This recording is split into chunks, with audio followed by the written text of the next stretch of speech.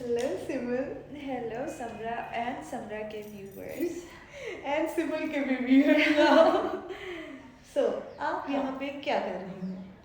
मैं यहाँ पे फिलोसॉफिकली बताऊँ, पहले तो सीधा जवाब देना चाहिए, तो मैं यहाँ पे एक आर्ट रेजिडेंस पे आई हूँ हस्तनीस के साथ. मैं यहाँ पे क्या कर रही हूँ, बेसिकली मैं कॉर्पोरेट में काम करती हूँ. कॉर्पोरेट में आप काले रंग की पैंट और उसके साथ एक मर्दाना शर्ट पहन के जाते हो और आप इस तरह की आर्टिस्टिक हरकतें नहीं कर सकते. Obviously. तो मैं यहाँ पे I am here to search for the soul behind sustainability of life के sustenance of life. So we have some distraction too. हम इस बात को कट कर. नहीं, कोई ज़रूरत नहीं है कट करने की. तो आप यहाँ पे आई कैसे? पहले आप बताएं, आप यहाँ क्या करें? मैं यहाँ क्या कर रही हूँ? चूँकि हमें शौक़ है कि हम नई नई चीज़ें सीखें और नई नई जगह टांग अड़ाएं, नए नए लोगों से मिलें, नई नई जगह देखें. तो हम यहाँ पे नया स्किल सीखने आए हैं, नए लोगों से मिलने आए हैं, नई चीज़ें देखने आए हैं और एक बहुत ब्यूटीफुल सिटी को एक्सप्लोर करने आए हैं जो कि है वॉल्ड सिटी ऑफ तिपालपुर. यस. अच्छा, तो अब आपसे ही शुरू करते हैं अगली बात कि आप यहाँ पे आई कैसे पहुँची, सफ़र और सफ़र कैसे? अच्छा, मैंने एक पोस्ट देखी जो हस्तोनीस की थी. हस्तोनीस एक अदारा है जिसका इंट्रोडक्शन फिर कभी सही, लेकिन हमने उसकी पोस्ट देखी और हमने अप्लाई किया. ये एक आर्टिस्टिक रेजिडेंस का एक वर्कशॉप है जो कि 7 दिन पर मुश्तमिल है. एक दिन हम गुजार चुके हैं. तो जी. और आप कैसे हैं? मैं ऐसे आई कि समरा ने एक पोस्ट देखी फिर समरा ने मुझे भी वो पोस्ट दिखाई और फिर हम सोचते रहे और एक दिन बस हम दोनों ही आ गए. हम दोनों ने ही फैसला कर लिया और यहाँ पे आते हैं. और अब आप हमें बताएं आपका कल का सफ़र कैसा रहा? मेरा कल का सफ़र सफरिंग से शुरू हुआ. इनका हर सफ़र सफरिंग से इंग्लिश वाले सफरिंग से शुरू होता है. तो सुबह के 3 बज रहे थे, यानी रात थी.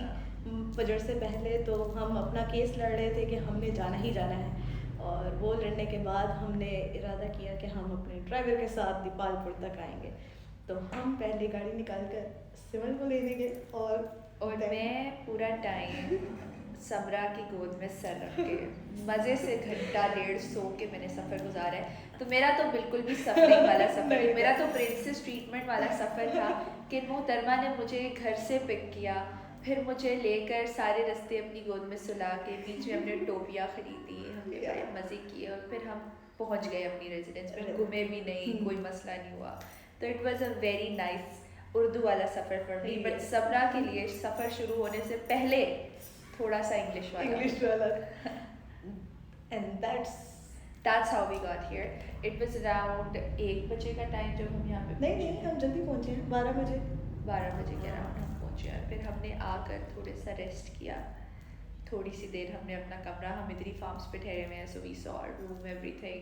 फिर समरा ने पूरे कमरे का उसको डायसेक्शन किताबें खोल के डायरिया पढ़ी हमने. वो काम जो नहीं करते सारे वो काम किया उस कमरे में मौजूद.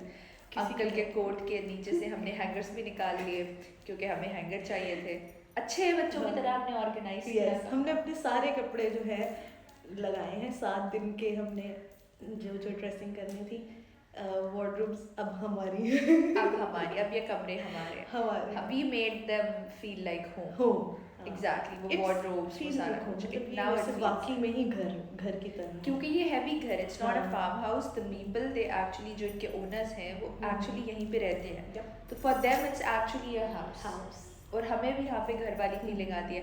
फिर जी हम गए लोगों के साथ नहीं हमने खाना खाया पहले. हाँ, लोगों के साथ मिंगल किया बैठ के. जो इनका मेन फार्म हाउस है हम उधर गए, वहाँ पे लोगों के साथ मिंगल किया. और खाने के वक्त समरा की क्या हालत थी वो समरा ही बताएंगे कि खाने के वक्त क्या समरा कौन से आसमान पे थी. तो हमें मिली सबसे पहले पठानी कढ़ाई, जिसको देखते हमने क्या ये पठानी कढ़ाई है और मैंने सबको नाम याद कराया कि ये पठानी कढ़ाई है क्योंकि मुझे बहुत पसंद है पठानी कढ़ाई. जब भी आप लोग पठानी कढ़ाई बनाए तो मुझे ज़रूर याद करें. एड्रेस समरा यहाँ पे डाल देगी.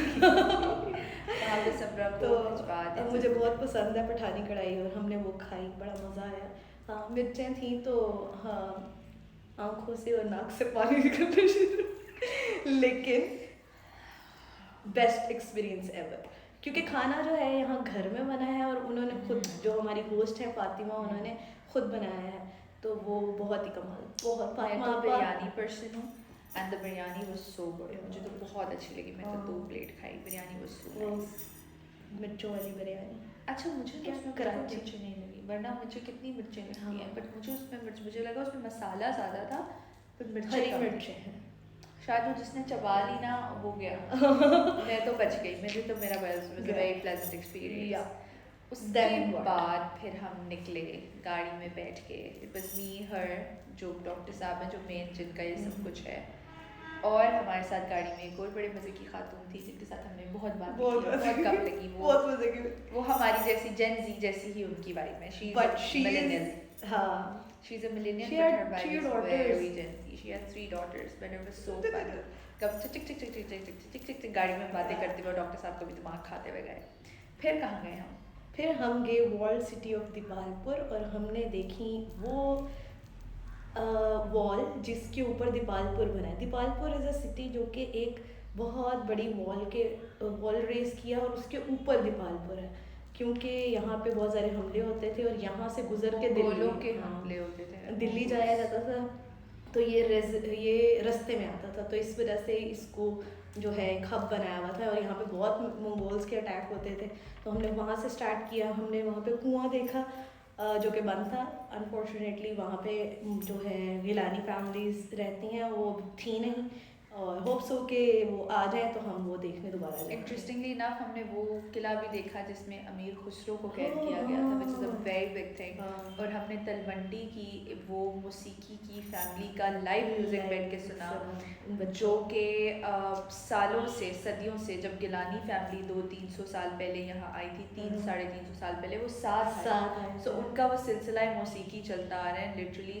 छोटे छोटे उनके बच्चे बैठे हुए थे, सब ने एक इंस्ट्रूमेंट पकड़ा हुआ था, और वो अनएक्सपेक्टेड एक हमारा बड़े मज़े का गुजरते वो बजा रहे थे और हम रुक के हम बैठे और हम फिर काफ़ी देर वहाँ बैठे थे, और अगर वो बंद ना करवाते तो हम ना उठते। और फिर हम कलाकंद हमने खाई, जो कि वो भी सिलसिला चलता आ रहा है उनका, वो कब से वो एक ख़ानदान है जो सिर्फ कलाकंद बनाते हैं। अच्छा, इंटरेस्टिंग थिंग ये है कि उन्होंने हमें बताया है कि मिठाई की दुकानें ऐसी नहीं होती थी कि एक ही दुकान पे आपको हर तरह की मिठाई मिल जाए, हर ख़ानदान की एक स्पेसिफिक एक क्या होती थी, डिश होती थी या एक स्वीट होती थी, और हर कोई जैसा बर्फ़ी एक बना रहा है, एक कलाकंद बना रहा है, तो स्पेसिफिक स्वीट के लिए स्पेसिफिक शॉप्स होती थी, लेकिन now we have everything at one place. और डॉक्टर साहब ने एक बड़ी प्यारी बात कही थी, वो कहते हैं कि पहले खवास होते थे, जो अवाम है, मैसेज हैं, ये जो हैं ये ब्रिटिशर्स के आने के बाद यहाँ पर अवाम बनने शुरू हुए हैं, पहले हर कोई खवास थे, कि हर किसी की अपनी स्पेशलिटी थी और वो उसी पे उनकी ज़िंदगियाँ चलती थी, उनकी जनरेशन सिलसिले व सिलसिला वो उससे जुड़ जाते थे।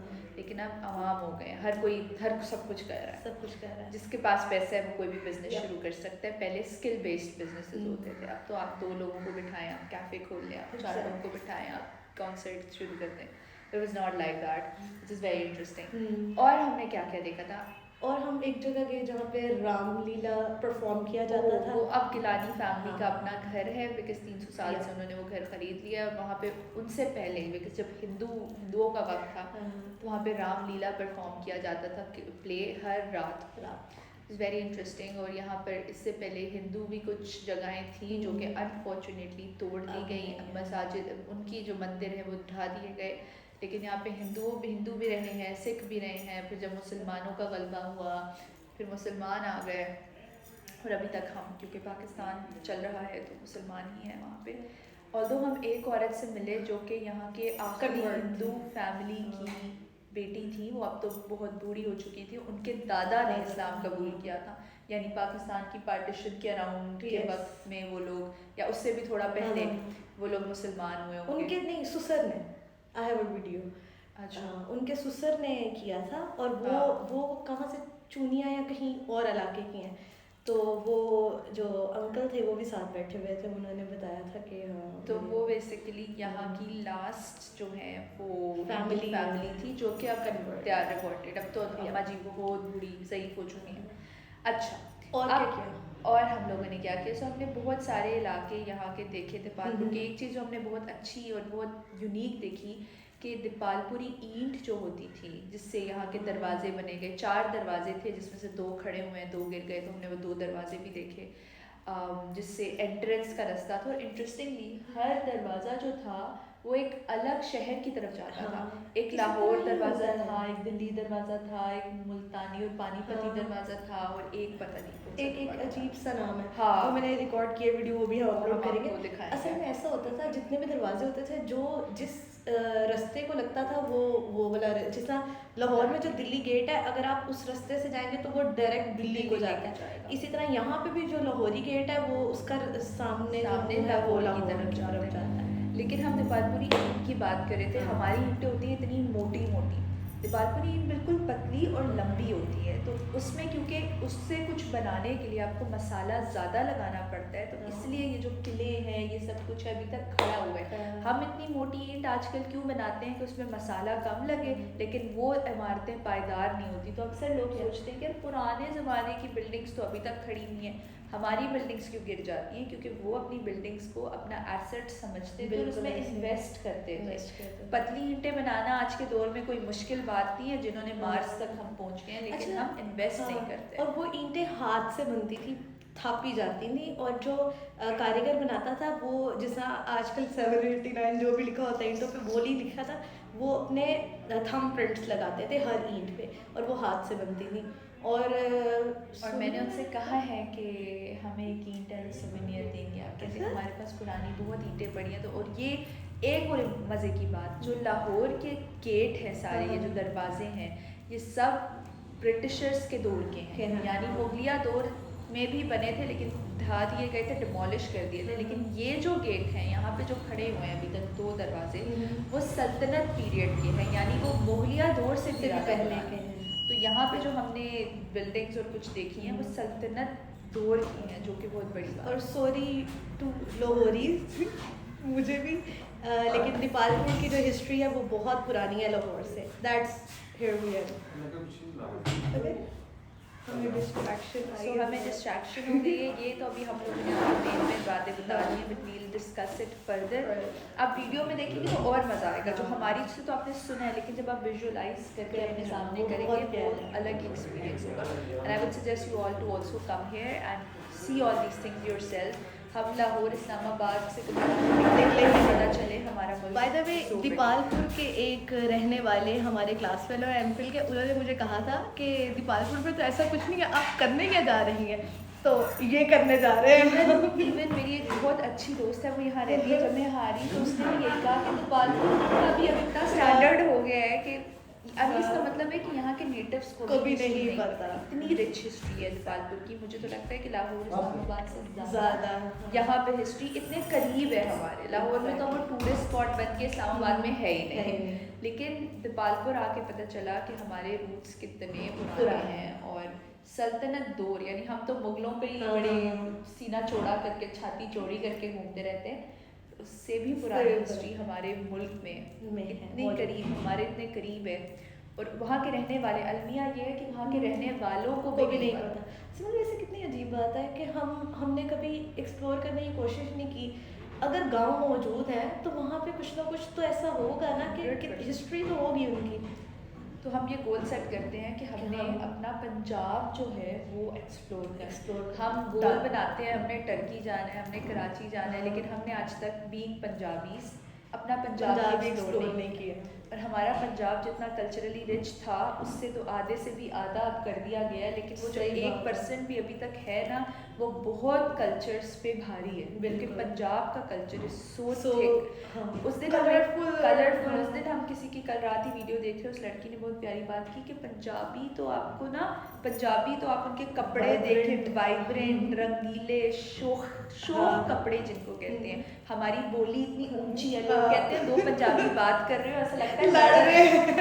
तो अब से हमारा गोल तो यही है कि हमने पंजाब को, और हम हैं शौके, हम वैसे ही पंजाबी बनेंगे जैसे हमारे जो ये मॉडर्नाइजेशन ने हमें कर दिया, वैसे पंजाबी अब हम नहीं। तो ये था हमारा छोटा सा day 1 Day of one. The art residence, लेकिन we'll be back with day 2 and day 1 के विजुअल्स। Yep.